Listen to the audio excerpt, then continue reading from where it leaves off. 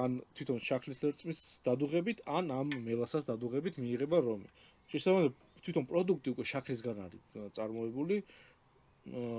ნებისმიერ სპირტი, რასაც ვიღებთ, ღვინო იქნება ეს თუ ლუდი თუ ვისკი თუ რაღაცა, პირველი მნიშვნელოვანი არის, რომ იმ პროდუქტში, რისგანაც ჩვენ გვინდა რომ სპირტი მივიღოთ, შაქარი იყოს მათ შეიძლება მაღალი.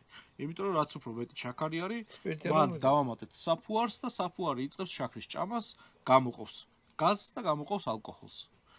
ეს ალკოჰოლი არის, რაც ჩვენ გვჭირდება იმისთვის, რომ მივირთოთ და სიამოვნება. ანუ ნაკლებად კეთილშობილი რაღაცა. ხო და შაქარი, ანუ ბუნებრივად ისედაც შაქრისგან რომ მიიღებ, ანუ ბუნებრივად შაქარი არის ის, რისგანაც ამას აკეთებ.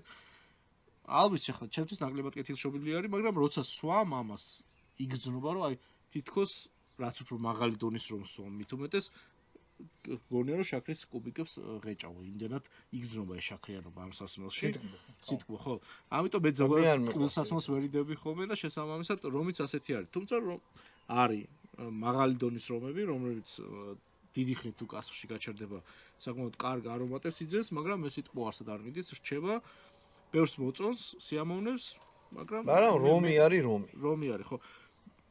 ცხელამიდებში განსაკუთრებით გირჩევთ რომ არ მიირთვათ, იმიტომ რომ მაღალი შაქრიანობა აქვს, სიტყვაც მაღალი აქვს, სპირტი ისედაც მაღალი აქვს და შესაბამისად არ არის რეკომენდირებული, მაგრამ ისე შეგიძლიათ მიირთვათ ალკოჰოლი. ჯინი.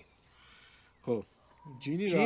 ჯინი რა არის ხა ეს? აი ჯინი რა არის? ჯინი არის გიორგის ერთ-ერთი საყვარელი აძმი ალკოჰოლი.